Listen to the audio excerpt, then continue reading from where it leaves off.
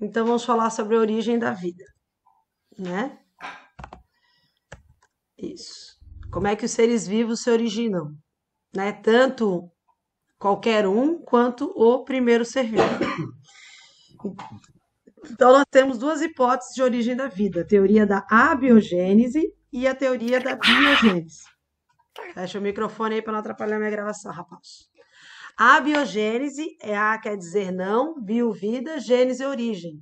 Quer dizer que os seres vivos surgiram da matéria inanimada, da matéria bruta, da matéria sem vida, que a gente chama de geração espontânea, né?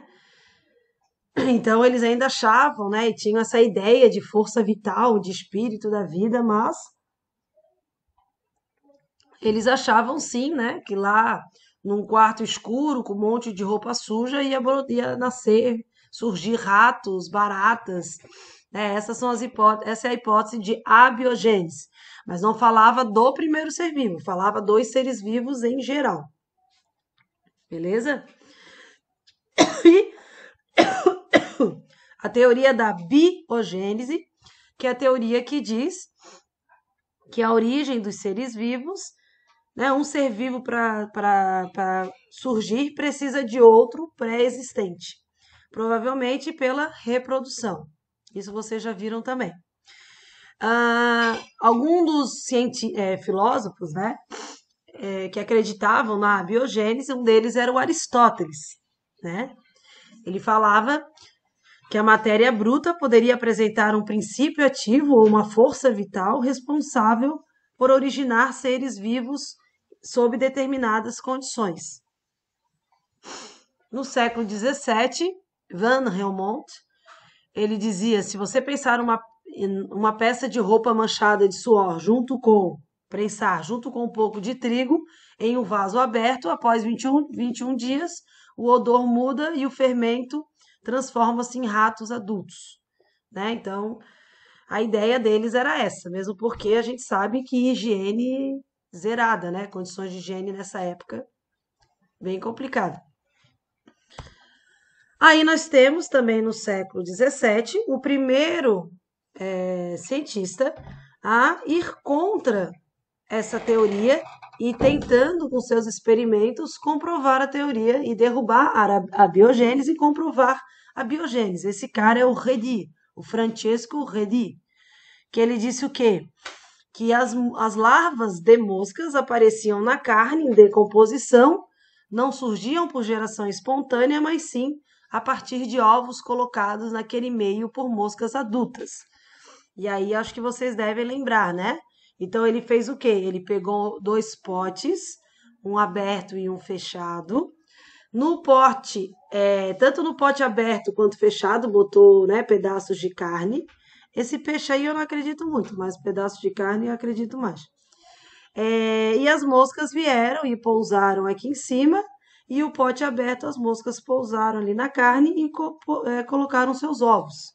Os seus ovos eclodiram e as larvas ficaram ali se alimentando da carne. Então, geralmente, as moscas têm esse hábito de pôr os ovos exatamente aonde os filhotes vão se alimentar. Então, os filhotes já nascem e já se alimentam daquele local onde nasceu. E aí ele mostrou o quê? Que essa larva não aparecia do nada. Essa larva vinha de uma mosca, certo? Até hoje, né? As pessoas olham e já nem sabem o que é uma larva, né? Acho que larva é verme, verme é uma coisa, larva é outra. Então não se confundam. Larva é é uma fase de vida, no caso dos artrópodes, dos insetos, ou até dos crustáceos, da mosca, da lagosta, do siri.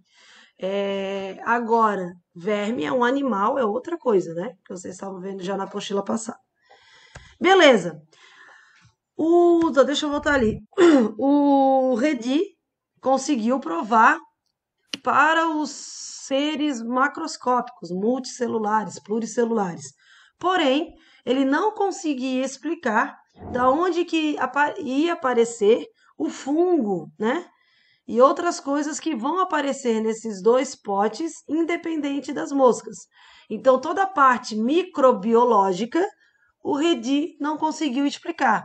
Então, ele foi o primeiro a defender a teoria da biogênese, porém, ele não conseguiu derrubar a teoria antiga da abiogênese. Ele só é citado como primeiro defensor. Depois veio ainda o cientista Needham, e ele conseguiu gerar micro-organismos a partir de um caldo nutritivo. E aí ele falava dessa força vital, né? Esse caldo tem força vital, por isso que brotam micro-organismos, né? Aí vocês podem pensar no mofo, na bactéria azedando, que é mais ou menos isso. Então ele dizendo ainda assim que a geração espontânea era válida. Spallanzani refez os experimentos de Needham, ferveu o caldo e vedou o gargalo, impedindo a entrada de micro-organismos. Não observou o crescimento de nenhum ser vivo. Mas mesmo assim, o experimento dele não foi capaz de comprovar a teoria da biogênese. Eu vou passar aí. Até que vou passar, um cidadão chamado Louis Pasteur, né? Louis Pasteur confirmou a teoria da biogênese. O que ele fez? Ele fez um experimento, pegou um balão volumétrico e um vidro, né? Com pescoço torto, parecendo o pescoço de cisne, e ele colocou aqui dentro um caldo nutritivo, sei lá, um caldo de carne com água, ferveu e esterilizou toda essa região aqui, certo? E ficou fervendo ao longo do tempo. E observou ainda que ficaram algumas partículas retidas nesse contorno aqui e que não conseguiram chegar até aqui. E aí o que ele mostrou? Olha, eu fervi esse caldo, não vão aparecer seres vivos aqui porque eles ficaram aqui, não conseguiram chegar até o caldo. Aí os cientistas da época falaram, beleza, Pasteur, então você matou o espírito da vida. Nesse caldo jamais poderá aparecer seres vivos. Então, o que ele fez? Ele quebrou, não sei se aparece, né? Ele tirou, na verdade ele quebrou, aqui mostra tirando, ele quebrou esse prolongamento aqui, esse vidro, né? Esse pescoço de cisne, esse tubo, e o ar entrou no sistema e estragou aquele caldo. E aí ele disse, mesmo fervendo o caldo, os organismos que estavam aqui no ar entraram nesse caldo, vão estragar esse caldo, vai mofar, vai azedar. Então, para que haja vida, precisa de outra pré-existente. Tem alguém com áudio aberto? Pessoal, fechem o áudio. Eu estou ouvindo um filme aí, sei lá, uma série. Ele prejudica a nossa linguagem às vezes. Por exemplo, se eu vejo alguém que é realmente incrível, o que eu chamo isso? Cadê a criatura que está vendo seriado no meio da minha aula? Deixou o áudio aberto. Ô, Samara.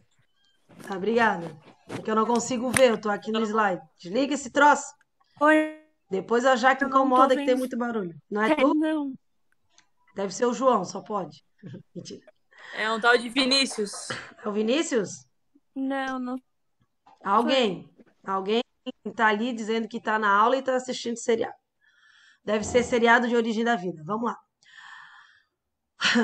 Como surgiu o primeiro ser vivo no planeta? Então, a gente falou até agora de onde os seres vivos vêm. E não é o primeiro, qualquer um, né? Que um ser vivo, para existir, precisa de outro, e quem comprovou foi o Pasteur. Lembrando que Pasteur tem a ver com pasteurização.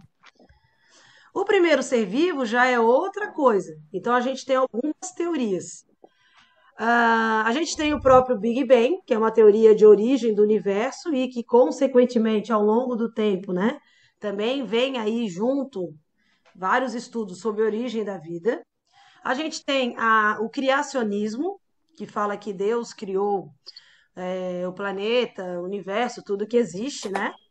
A panspermia, que fala da origem de seres extraterrestres, quer dizer que a vida veio de fora do planeta.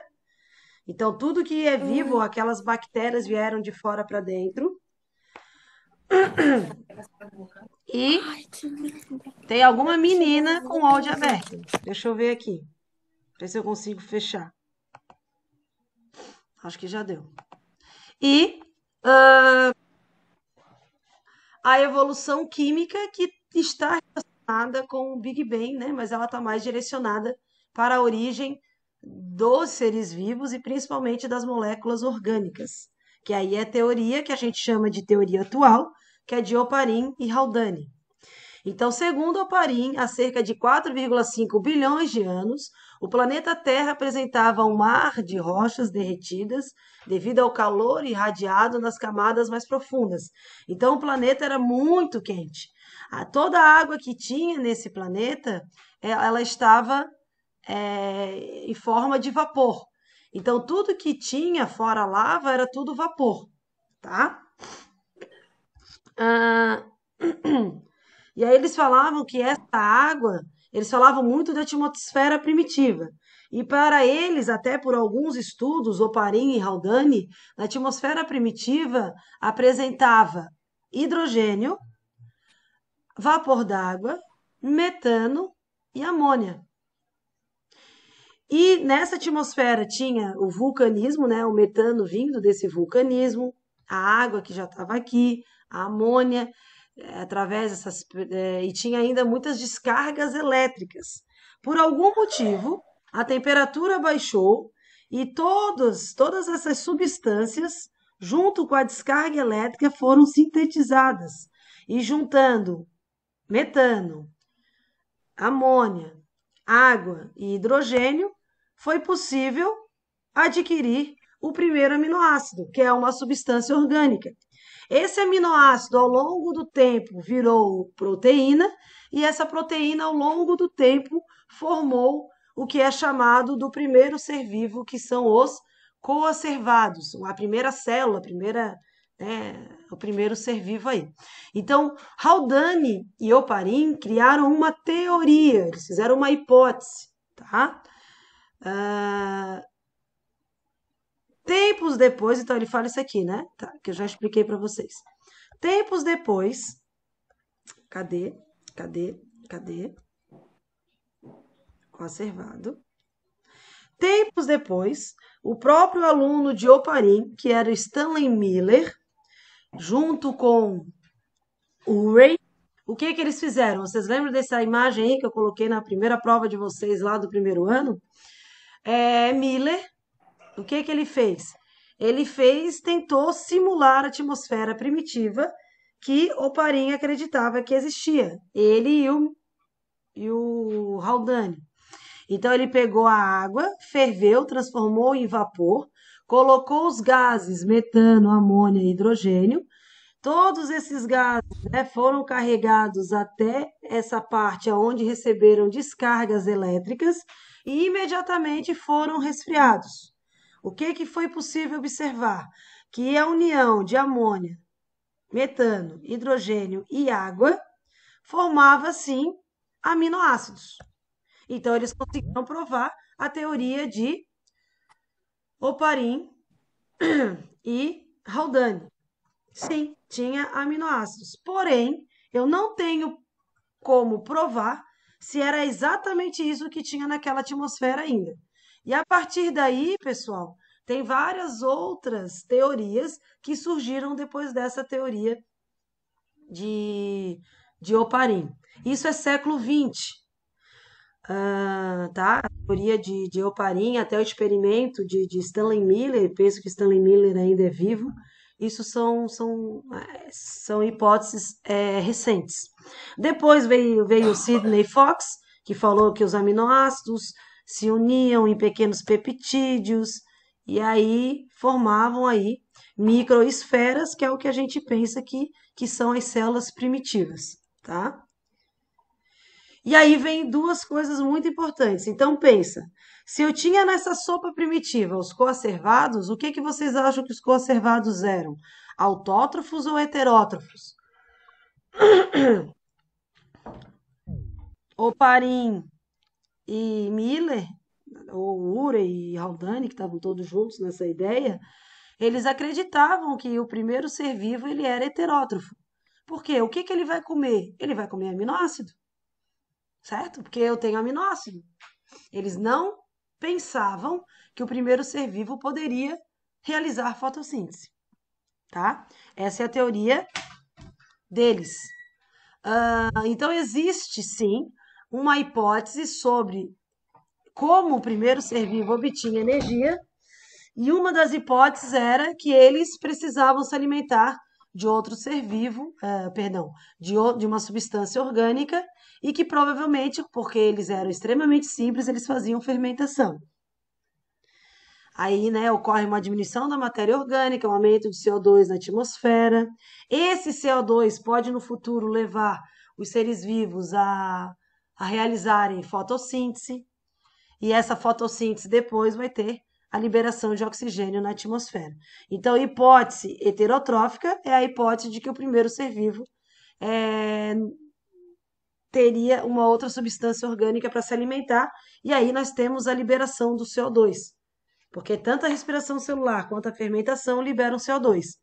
E a fotossíntese precisa de CO2 para ser realizada. Então, alguns acreditavam nisso.